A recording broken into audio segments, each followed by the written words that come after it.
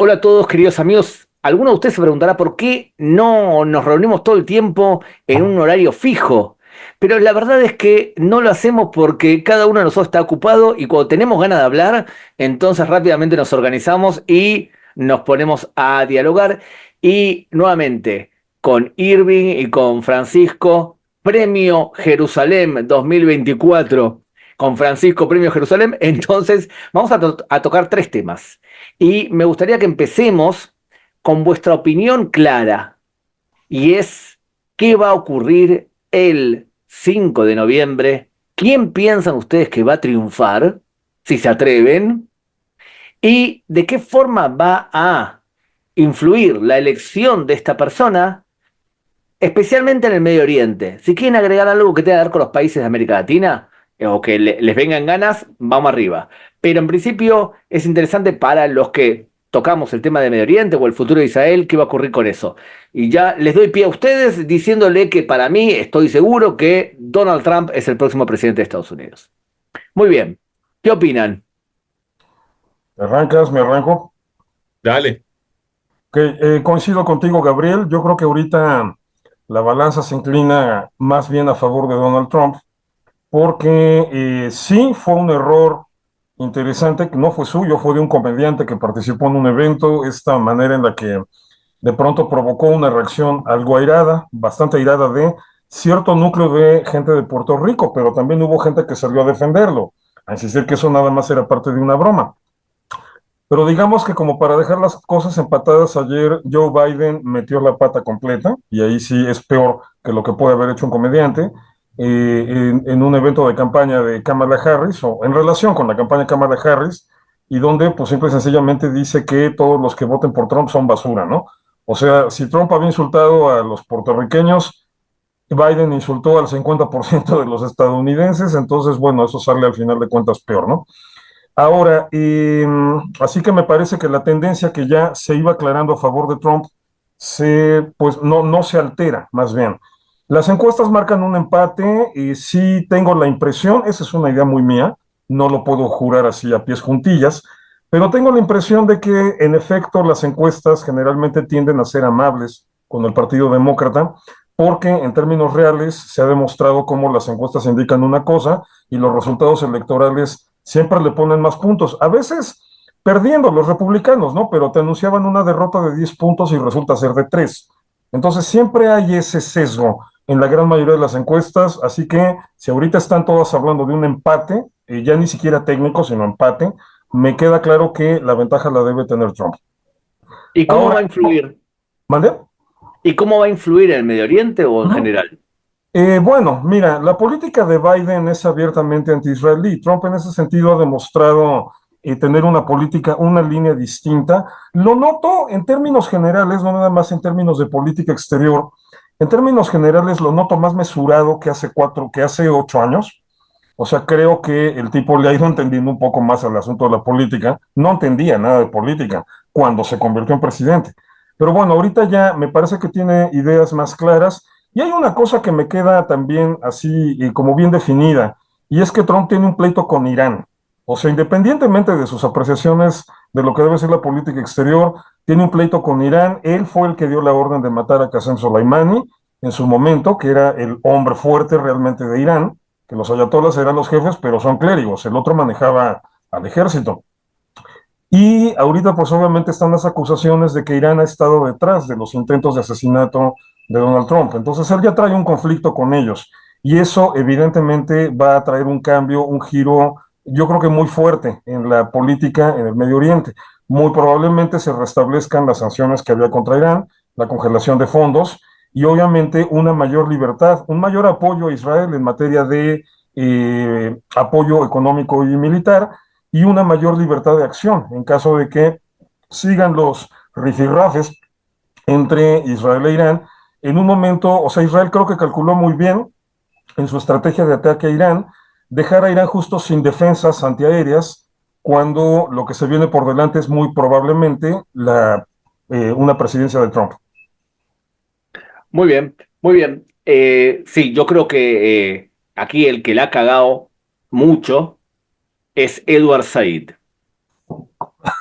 Edward Said ha atontolinado a toda una generación de personas que le han dicho y se han comprado el término este de que había que entender el Medio Oriente de acuerdo a la influencia de las potencias, ¿está bien? Y la colonización.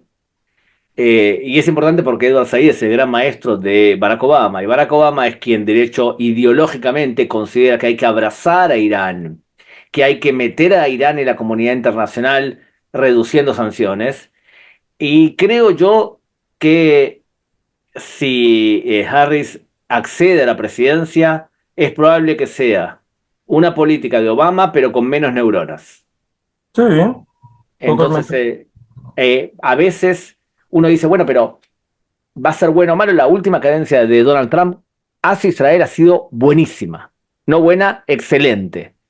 Entonces, y otra cosa más, y es, en la historia hemos visto dos veces, que Irán reacciona si la amenaza es creíble. ¿Ok? Les voy a dar dos ejemplos rapidito. El primero, ¿se acuerdan del secuestro, la toma de la embajada de Estados Unidos en Teherán? Ujú. ¿Se acuerdan cuando lo liberaron el tema? Cuando Ronald Reagan accede a la presidencia y dice que mi objetivo es Irán, Irán, Irán. Y Irán entendió perfectamente que no le convenía y de pronto, de la nada, libera a la gente. Y la segunda, cuando Estados Unidos atacó a Saddam Hussein. El miedo para los iraníes fue grande a tal punto que, entre otras cosas, accedieron a negociar con Israel por prisioneros que tenían como una muestra de que se habían moderado gracias a la influencia de Irán. O sea, dos veces en la historia, Irán reaccionó de acuerdo a lo que Occidente quiere. Pero para que eso ocurra tiene que ser creíble la amenaza. La amenaza de Biden, la amenaza de Kamala Harris, la amenaza de Barack Obama en su momento, ¿eran creíbles? Yo creo que no. Yo Y creo que ni como no siquiera eran el original creíbles, como no eran creíbles, entonces, y creo que, ¿saben qué? Donald Trump es más creíble. no, mató a Soleimani. Quizás porque transmite que es más inestable emocionalmente, que yo no creo, pero no importa. Por eso creo yo que es más creíble. Francisco, querido, tu opinión. Bueno, yo pienso que para hacer teoría sobre geopolítica es primero que nada muy importante conocer bien los hechos históricos. Y lo que ustedes están afirmando no sucedió.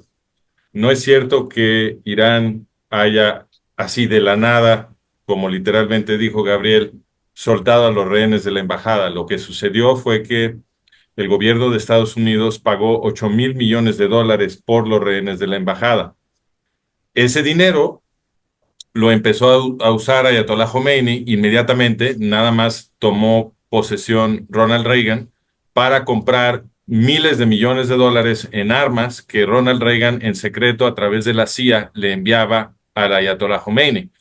Ese, cuando se supo, se convirtió en el escándalo Irán-Contra. Entonces, no es cierto que no es cierto que Ronald Reagan amenazó muy efectivamente a los iraníes y entonces los iraníes se asustaron y soltaron a los rehenes. Lo que la evidencia sugiere es que había un arreglo desde antes entre los jefes gringos y los jefes iraníes para montar un teatro de enemistad y producir una situación que a ojos del público pareciera razonable para que le pudieran dar 8.000 millones de dólares a los iraníes, con los cuales después comprar armas estadounidenses. Entonces, el modelo que yo defiendo es que hay una alianza entre los jefes gringos y los jefes iraníes y todo lo demás es un show.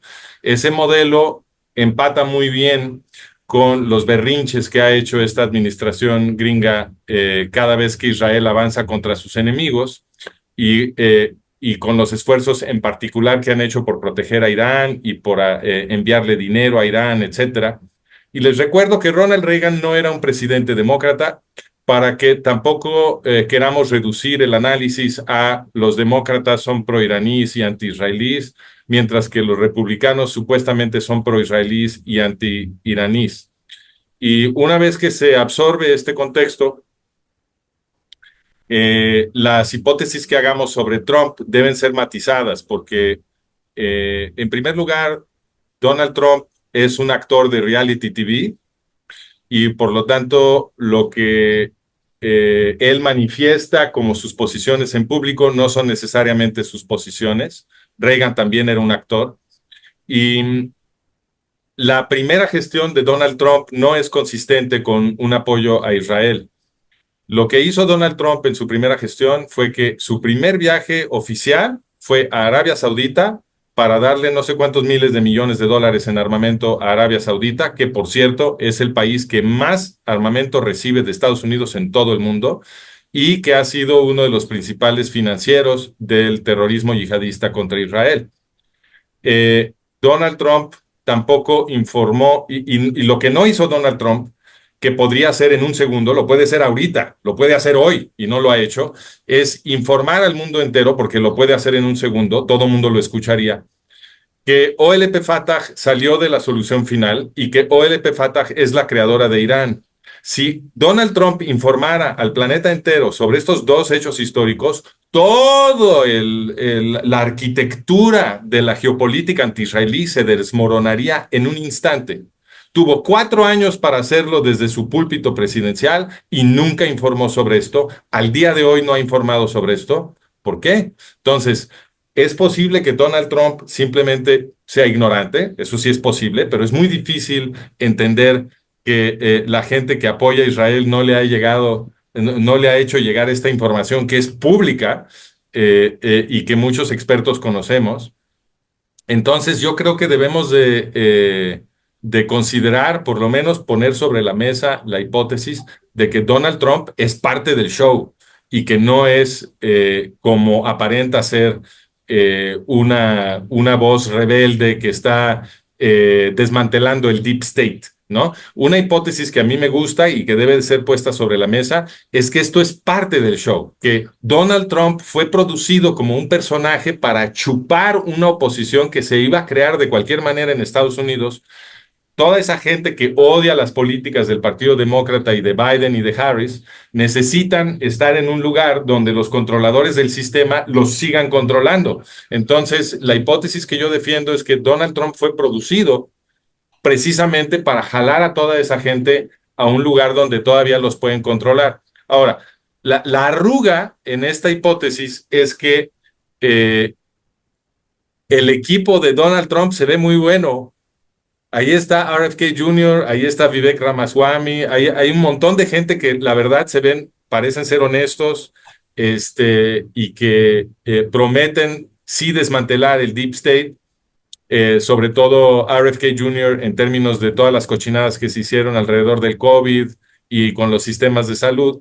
Entonces, pudiera ser que ese equipo sí empuja a Donald Trump a hacer algunas cosas que van a ser positivas, pero si Donald Trump él mismo es parte del sistema, entonces no creo que veamos políticas que realmente protegen al Estado de Israel, a menos que se genere una comprensión pública de lo que ha venido pasando tan grande, tan extendida, que la gramática del momento ya no le permite a la CIA continuar con el programa de la destrucción del Estado judío.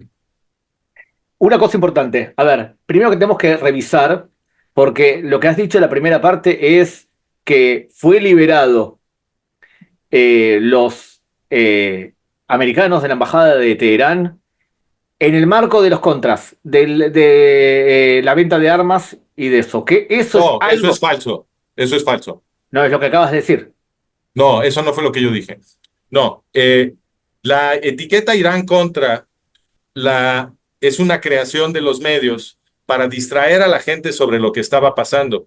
La única liga que existe entre el financiamiento a los contras nicaragüenses y armar a Irán hasta los dientes, la única liga que existe entre esas dos operaciones es que una pequeña cantidad de dinero que se ingresó con las ventas secretas de armas a Irán fue luego transferida a los contras. Fuera de eso no hay ninguna Bueno, relación pero entre las dos operaciones. lo que dijiste fue algo específico, que son 8 mil millones de dólares, la liberación de la embajada en el marco de un show aparente y que Ronald Reagan no amedrentaba a Irán. Y ese es un punto que prefiero no tocarlo Y sí, si querés dejarlo para más adelante o para otro capítulo, porque me quiero centrar en el segundo que sí lo considero más grave. Mira, si tú consideras que Donald Trump no fue un presidente pro-israelí, porque viajó primero a Arabia Saudita, o Lo bien salvó hasta porque, los dientes.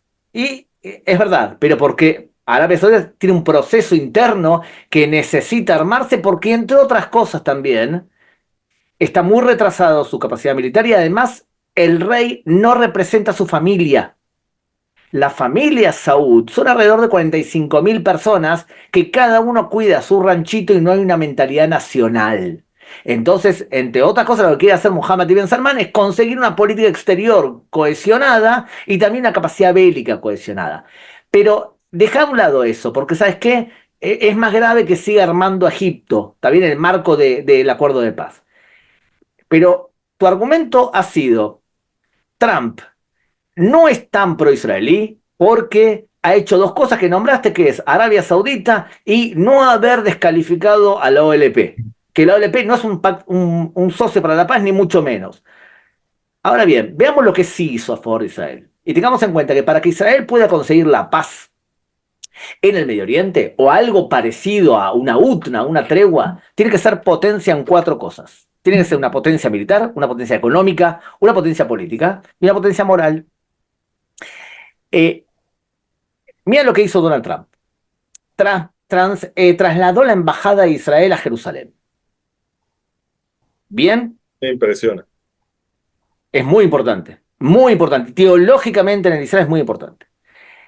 Declaró y que reconocía las alturas del Golán como parte de Israel. Mató, asesinó, eliminó a Qasem Soleimani. Gran acción. Propuso una solución para Cisjordania en donde reconocía que Israel podía anexarse parte del territorio C, que es un enorme paso. Tengan en cuenta que en los acuerdos de paz de Israel, Ehud Olmert le ofreció a Mahmoud Abbas una locura, que era que Israel se anexe el 6% de Cisjordania y hacer un swap, intercambio de territorios. Este hombre nos está diciendo a Israel que podía anexarse mucho más territorios. Y podría ser una lista larga de acciones que hizo. O sea que yo lo que no quiero es caer en el síndrome de esta época, que es el siguiente. Yo soy hincha de Maccabi Tel Aviv y hay un partido contra Hapoel Tel Aviv y yo soy de Maccabi Tel Aviv y veo que Hapoel Tel Aviv juega un poquito bien y le digo a mi amigo, qué bien que juega Hapoel, ¿eh? Y ya por decir algo que suena no fiel a la causa, ya soy un traidor a la causa. Entonces, sí, puede ser que Donald Trump no es Teodoro Herzl, pero evidentemente hizo cosas importantes para el Estado de Israel y hay que valorarlo. No significa que en su segunda cadencia sea Bueno, igual, yo pero no fue parte de matizaría, un show, ¿eh? Lo que hizo, transmitió a los países del Medio Oriente que Donald Trump defiende a su aliado. Y eso en el Medio Oriente ayuda a acercar a los países del Medio Oriente a Israel. Mucho, mucho. Tengan en cuenta, Medio Oriente está viviendo una época en donde las potencias se retiran y los países locales tienen que hacer alianzas para poder sobrevivir. Y una de las alianzas es ese acercamiento sunita, no radical, no moderado, no radical con el Estado de Israel. Entonces yo creo que en ese sentido Donald Trump ha hecho un aporte importante. No lo quiero desmerecer. bueno, yo lo que contestaría a todo eso es que cuando tú quieres armar un show, es decir, cuando quieres confundir al público general y hacerlos creer que la realidad es algo distinto a lo que realmente es, tienes que pagar un precio. Tú no puedes convencer a la gente sin hacer nada. Necesitas, como mínimo, algunas acciones simbólicas. Por ejemplo, trasladar la embajada a Jerusalén. Entonces, si tú quieres convencer a la gente de que Trump es pro-israelí, algo tienes que hacer. Trasladar la embajada es algo que no tiene ninguna consecuencia, pero que, como tú bien dijiste, es muy emocionante para los israelíes y por lo tanto contribuye a generar esa impresión de un Trump pro-israelí. Lo que realmente importa son las cosas que cuestan miles de millones de dólares y que tienen un impacto material sobre la seguridad del Estado judío. Arabia Saudita es un enemigo un enemigo mortal de Israel. Y Donald Trump, como su primer acto oficial de gobierno, viajó a Arabia Saudita a darles adicionales miles de millones de dólares en armamento. ¿Qué es lo que no hizo Donald Trump? Donald Trump no rompió relaciones con Qatar. Qatar es el principal financiero a nivel internacional del yihadismo anti-israelí. Trump no rompió relaciones con Qatar, ahí siguió la base militar más importante de Estados Unidos en Oriente Medio, en Qatar. No hizo absolutamente nada para limitar a los qataríes. Pero Francisco, ¿te das cuenta que tu argumento pasa por el hecho de que como no hizo cosas determinadas, ya piensas que es parte de un show? Ese es el argumento que estás Repito, diciendo, ¿eh? repito, no, es que esto No, es espérame, a ver. cuando una acción no cuesta nada y terminaría con el yihadismo internacional, es realmente asombroso que no lo haya hecho. Pero No, si pasa en la espérame. embajada, Informar sobre los orígenes nazis de OLP Fatah No, y sobre el papel no. crucial, no, No, déjenme terminar, y a informar sobre el papel crucial de OLP Fatah en la creación de Irán, habría acabado con el yihadismo internacional con un plumazo. no. Irving, querido, A ver, Francisco, te explico dónde está la siguiente arruga de todo lo que estás planteando. Una, la teoría del show es muy cómoda, es muy fácil, porque todo lo que le refuerce, eso se llama sesgo de confirmación, es demostración, y todo lo que no le refuerce es parte de un show. Es una línea de argumentación endeble, por eso, porque resume todo a una interpretación demasiado simplista. Todo lo que no cuadre con mi punto de vista es parte de una conspiración, es parte de un complot, es parte de un show. Ahora, ¿por qué vamos con los puntos concretos que das? Uno, ¿por qué Trump no dijo la verdad sobre la OLP al Fatah? Bueno, tal vez simple y sencillamente porque tiene otra perspectiva del asunto. O sea, Tú tú lo no definiste sientes como, obligación de espérame, explicar. déjame acabar, ahora voy yo. Tú lo definiste como tal vez es ignorancia, es una opción. Tal vez nada más es otro punto de vista, es otra opción. O sea, no todos en el mundo tienen exactamente los mismos puntos de vista que tú. Entonces, bueno, ahí intentarnos meter en la cabeza de otra persona, máxime de alguien en el De nivel de Trump, acuerdo. no se puede. Otra. Por ejemplo, con lo de Qatar, hay que entender una cosa, Estados Unidos tiene intereses propios y no todo en Estados Unidos gira alrededor de Israel. O sea, la forma en la que lo estás planteando tiende a sugerir que pareciera que Israel siempre está en el centro de todo lo que se decide en la política exterior estadounidense, y no es cierto. Estados Unidos tiene una megabase en Qatar, entonces, pues créeme que justo por comodidad económica, por todo el dinero que implicaría moverla, no le interesa llegar a ese nivel con Qatar mientras Qatar sea controlable. Tercero, lo de Arabia Saudita, ahí me parece que el punto débil en lo que estás planteando es que te estás expresando como si exactamente las mismas ideas que eran vigentes en los años 70 fueran vigentes ahorita, medio siglo después. Y el mundo ha cambiado muchísimo en ese lapso. O Esa sea, es una precisamente hipótesis. una de las cuestiones más importantes de la política exterior de Barack Obama y de su empoderamiento de Irán fue que uno de los países que salían más afectados por ese empoderamiento era Arabia Saudita. No nada más Arabia Saudita, todas las monarquías sunitas. Desde hace como 8 años, en mis artículos en Enlace Judío, empecé, justo cuando estaba todavía Barack Obama, empecé a prever que esa política iba a provocar un acercamiento entre Israel y Arabia Saudita y que no se sorprendieran si en un momento dado empezáramos a ver negociaciones ya no oficiales, clandestinas, pero orientadas hacia tratados en donde se hiciera ya un reconocimiento de relaciones diplomáticas entre el mundo sunita e Israel, y ocurrió. Ahora bien, si quieres, si vamos a volver a este punto de hay que ver las acciones, entonces toma en cuenta, por ejemplo, que cuando Irán lanzó su primer ataque contra Israel en abril, Irán le pasó toda la información del ataque a Arabia Saudita y a los Emiratos Árabes Unidos para que estuvieran conscientes de qué se trataba y no se sintieran en riesgo.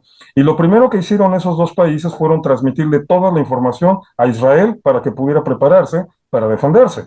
Entonces estamos hablando de acciones objetivas en donde se ve que Arabia Saudita ha tenido que cambiar su postura, una porque el mundo ha cambiado por completo, y estamos hablando de una situación completamente distinta a la que imperaba en la Guerra Fría. O sea, aquí el error es no tomar en cuenta lo que implicaba la geopolítica de la Guerra Fría y lo que implica ahorita, es completamente distinto. Entonces, lo que pasa con Reagan y con los iraníes en su momento tiene que entenderse en ese contexto. Estamos hablando de un momento en que Irán está metido en la guerra contra Irak. e Irak es parte del eje de influencia soviética en la zona. O sea, perdón, ese factor sí, perdón, pero cuenta y cuenta mucho, y me parece que cuenta más porque el conflicto Estados Unidos-Unión Soviética en ese momento era mucho más importante que cualquier conflicto de Israel. Entonces, aquí el punto está en que eh, es el empoderamiento de Irán el que obliga a Arabia Saudita a buscar otro tipo de alternativas. Y el acercamiento en ese sentido, el acercamiento con Israel ha sido uno de los grandísimos avances diplomáticos porque los errores, o sea, la catastrófica política exterior de Barack Obama, como bien decía Gabriel hace un momento, siguiendo demasiado las líneas de Edward Said, que a su vez sigue las equivocadas expectativas de Foucault respecto a los ayatolas, te ponen en una situación muy simple, sobre todo cuando tienes como vecino Arabia Saudita con Irán, cuando tienes como vecino a los iraníes que han emprendido el proyecto militarista, imperialista y colonialista más agresivo desde 1979. Entonces aquí aplican dos reglas bien simples, bien elementales. Una, en política no hay amigos ni enemigos, hay intereses. Y dos, el enemigo de mi enemigo es mi amigo. Entonces, el acercamiento de Israel con Arabia Saudita no es un show, es un acercamiento real, es un entendimiento real, porque además los países árabes están en una desventaja no nada más militar ante lo que es Israel y lo que era todo el eje iraní, sino también en una desventaja tecnológica con los problemas que se están acentuando por cuestiones del cambio climático, que aquí, que quede claro, ni soy seguidor de Greta Thunberg, ni soy seguidor de Al Gore, ni de ese tipo de payasos, pero que el cambio climático es real por causas naturales, que está provocando situaciones, lo están viviendo en Valencia ahorita de una manera muy particular, situaciones nuevas y que van a ser un reto. Los países árabes necesitan de un desarrollo tecnológico que no tienen. Y ya saben que tienen en ese sentido un proveedor importante que va a ser Israel. La realidad geopolítica de este momento es radicalmente distinta a la de los años 70. No podemos juzgar con los mismos ojos, con la misma visión, con el mismo paradigma, un periodo de tiempo en donde han cambiado tantas cosas. Última aclaración, Francisco, cerrá tú ese tema, ¿está bien? Y te damos la última palabra así pasamos a otro tema. ¿Está de acuerdo, Irving? Sí. Dale. Sí. Ok, bueno, yo me gustaría dejar algunas preguntas sobre la mesa. Cuando afirmamos que ha pasado tiempo y que por lo tanto los intereses y las intenciones han cambiado, eso se vale, pero entonces hay que decir cuáles son esos nuevos intereses y esas nuevas intenciones, y también hay que documentar que las políticas de hecho hayan cambiado. Yo te voy a mandar, Irving, cuando termine este programa, mi investigación de 4 décadas de política exterior de Estados Unidos hacia Irán, que demuestra que ha sido perfectamente invariable. Yo te di el ejemplo de Ronald Reagan como un ejemplo, pero la política de Carter también fue pro-iraní, aunque la representaron al revés. Y la política de todos los sucesores de Reagan también fue pro-iraní y la tengo documentada con mucho cuidado. Entonces yo te la mando y encantado de que tú luego me señales en dónde me equivoqué. Sobre Qatar, tomándolo también como un caso, digamos, diagnóstico. Qatar es una pequeñísima península. Invito a toda la gente que nos escucha a que vean lo que es Qatar en el mapa. Es una pequeñísima península que es imposible de defender. Es totalmente plana, no es más que arena. Y cualquiera de los vecinos grandes de Qatar puede apoderarse de Qatar en un segundo. Lo único que defiende a Qatar de ser tragado por Arabia Saudita o por Irán o por quien sea, es esa base militar gringa que tienen en Qatar. Lo cual quiere decir, y además Qatar es muy suculento, tiene las reservas de gas más grandes del mundo. Entonces, todos estos países que rodean a Qatar, que ninguno está gobernado por gente ética, se apoderaría de Qatar en un segundo si pudieran. La única razón que no pueden es que están estacionados ahí los gringos. Entonces, la pregunta es, ¿por qué durante todo el tiempo que la supervivencia de Qatar ha dependido de los gringos no han presionado a Qatar para que cambie su política exterior pro-yihadista anti-israelí? porque sería lo más fácil del mundo. Estados Unidos puede controlar la política exterior de Qatar, porque Qatar no puede existir sin los gringos. Entonces, el hecho de que ni Trump ni nadie haya cambiado la política pro-yihadista de Qatar es, en mi opinión, un dato diagnóstico que grita a 20 decibeles o los decibeles que sean muchos, no sé cuántos son muchos, que la política de los jefes gringos es la destrucción de Israel. A ver, Francisco, hay dos países que son muy problemáticos en el eje sunita. Y estoy de acuerdo con un ex profesor mío, que falleció para mí, una de las cabezas más brillantes en el tema de Medio Oriente, Bernard Lewis. Estábamos en una clase en la Universidad Hebrea de Jerusalén hace unos 30 años, y Bernard Lewis dijo, prepárense, porque dentro de unos años Irán va a ser Turquía, y Turquía va a ser Irán. Irán va a ser Turquía, y Turquía va a ser Irán. Pero es que esto no tiene nada que ver con lo que acabo de decir. ¿Por qué me Sí. cambian el tema todo el tiempo? ¿Por qué? No ¿Por hablamos qué? de Qatar. No, no he cambiado el tema. Refuten el No, argumento sobre Qatar, no me cambien el tema. A Perdón, sí ver, tiene que ver. porque tiene que ver, porque Estados Unidos también, imagínense, domina prácticamente la OTAN. ¿Y por qué si Turquía es igual de agresivo que Qatar? Eso ¿Por qué encaja Estados perfecto con mi Unidos modelo. entonces no hace una cantidad de cosas? ¿O por qué, por ejemplo, Estados Unidos permite que en este momento Erdogan masacre a los kurdos en la parte norte de Siria? Ahora, hay un límite de lo que puede hacer un gobierno a menos que quiera ser el sheriff del mundo. ¿Por qué No es no que- hablamos de Qatar? En Qatar está fácil. La Te lo explico. política exterior de Qatar la Espérame. podrían no, controlar no los es tan gringos. fácil. Si yo te digo, por Francisco, te lo ejemplo, que, explico. si yo te digo, entre otras cosas, que capitales inversores cataríes tienen mucha fuerza, por ejemplo, en Nueva York, no es un tema menor.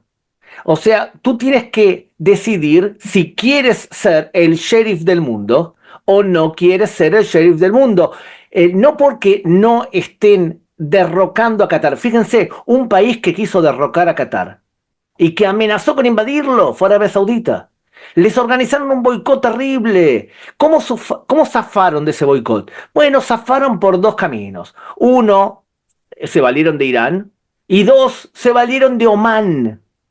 Omán, Me estás haciendo el argumento. Qatar está aliado con Irán y está aliado con Estados Unidos al mismo tiempo. Ese No, es mi espérame. argumento. No. Ese es mi Y eso- argumento. A ver, eso no espérame. significa que Estados Unidos tenga una postura No, como a la que ver, acaba de describir. a ver, perdón, déjame, Gabriel, Entonces, déjame. ¿qué evidencia No, sería no, a ver, suficiente? Francisco, Si Estados espérame. Unidos está aliado con Qatar y está Francisco, aliado a con ver, Irán, escucha. si Estados Unidos no Escucha. cambia la política de Qatar, lo podría hacer simplemente diciendo nos llevamos la base militar y ahí te las arreglas. Y en ese momento Qatar tendría que espérame, cambiar a su ver, política. Francisco, toma en cuenta esto.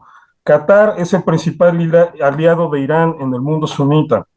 Todo el eje que construyó Irán estaba basado en el factor disuasivo de Hezbollah y en los problemas que puede ocasionar tanto en el Mar ¿Disuasivo Rojo para como en el quién? Golfo Pérsico. Espérate. O sea, cualquier intento de Occidente por haber alterado la estructura de ese eje, y eso habría incluido derrocar o invadir a Qatar, Irán inmediatamente habría dado la orden, y lo dijo 20,000 veces de manera explícita, para que Hezbollah disparara los miles y miles de cohetes sobre Israel y para que se atacara a toda la navegación comercial. Por favor, ya vimos que Hezbollah, Hamas, Irán, todos juntos no pueden contra Israel. No, pero Parece que los últimos meses no sucedieron. Francisco, ahí sí te equivocas completamente, porque no pueden contra Israel después de este año que Israel los puso en fila y los reventó. Pero hace medio año, hace 6 meses, Hezbollah sí habría podido disparar miles de cohetes contra Israel.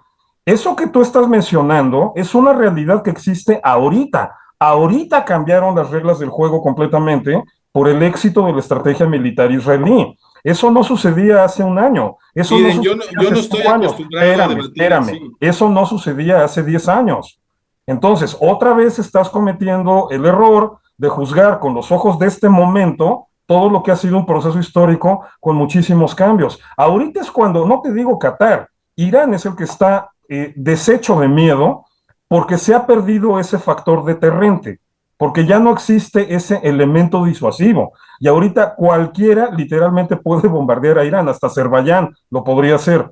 No viene Ahorita al el caso problema de para mi Irán, argumento. espérame, ahorita el chantaje de Irán se limita a los destrozos, a los estropicios que pueda provocar en el Golfo Pérsico y en el Mar Rojo, pero eso también es cuestión de tiempo para que quede controlado. Eso fue lo que hizo que Qatar se pudiera defender. Entonces, es un problema más complejo, más elaborado, más No se sofisticado. resuelve hablando de complejidades en abstracto. No, La tampoco se pregunta que hay que resuelve contestar pensando en es un por show. qué Estados Unidos, Tampoco se que resuelve puede hablando de un show.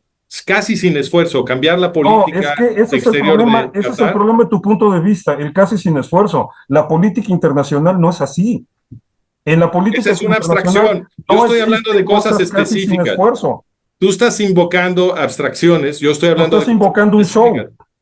Qatar no puede ser defendido más que con la base militar gringa. Por lo No tanto, iban el punto no era defender a Qatar, el problema es tú tocas a Qatar, yo lanzo 100,000 cohetes contra Israel. pero es que no tienen que tocar a Qatar, no me estás escuchando. Lo único que tiene que hacer Estados Unidos es decir, me llevo mi base militar y con Ok, esa amenaza eso, podrían controlar la política exterior de Qatar. Espera, una tú pregunta. intentas controlar la política exterior de Qatar y yo lanzo 100,000 bombas No, contra no es Israel. cierto, no es Ay, Una no cierto. es pregunta. cierto, no, claro. Una Los pregunta. ayatolas lo dijeron textualmente montones de Mira, veces. vamos a, Que lo Espérame, digan no espérame, quiere lo que que sea voy a hacer cualquier algo cierto. evento constructivo. se iba a Voy a traducir hacer algo en eso constructivo. y ahora ¿Estamos de resulta que acuerdo? tú dices que no es cierto. Voy a hacer algo constructivo. Estamos de acuerdo que Irán es un peligro para toda la región y es el ente inestabilizador más importante del Medio Oriente. Estamos de acuerdo que también los hutíes están dañando de alguna manera el tráfico comercial. ¿Bien? Ujú. Estamos de acuerdo también que Turquía es un problemón y va a ser un problema peor todavía. Estamos de acuerdo que Egipto se viene armando desde el año 79 ¿Quién los a, armó? ¿Quién claro, los armó? a razón ¿Quién de los armó? está bien, un acuerdo de paz específico, ¿está bien? Ahora ¿Quién bien, los armó? Los está bien, armaron pero los gringos. tenemos además, escuchen que sigo, ¿eh? Tenemos además la influencia rusa que no es positiva, la influencia de Corea del Norte que no es positiva, y tenemos también dos países por lo menos, que es Siria y el Líbano, que son hoy en día narcoestados. O sea que hagamos lo siguiente, tenemos una serie de problemas serios. Tú como Donald Trump tienes que decidir a quién atacas o con quién te metes primero. Por eso digo que hagamos una reflexión más constructiva. Por lo tanto, ¿tú piensas, Francisco, que de todos los problemas que hay en el Medio Oriente, piensas que la prioridad debería ser Qatar? Sí, No, sí, porque el financiamiento para el yihadismo internacional viene de Qatar. no, la prioridad es Irán. Permítame por favor, si tú le cierras la llave al financiamiento del yihadismo internacional, inmediatamente lo reduces muchísimo. Yo Y digo no que la le prioridad cuesta es Irán. nada a Trump cerrar esa llave, es muy Yo fácil. digo que la prioridad es Irán. Si revientas a Irán, Qatar, Siria, Líbano, Hezbollah, lo que quede de Hamas, de Yihad Islámica, hutíes, se van después. Bueno, tampoco atacó a Irán. Muy bien, señores, Tampoco son Soleimani. señores, si usted está viendo este programa, lo que va a pasar ahora es que vamos a parar ahora y porque lo que vamos a hacer va a ser dividirlo en dos. Si no, usted que está cocinando o que está haciendo algo en su casa, doblando la ropa, planchando, puede ser que se aburra. Entonces, vamos a pasar a la parte 2. Nos vemos dentro de 3 segundos.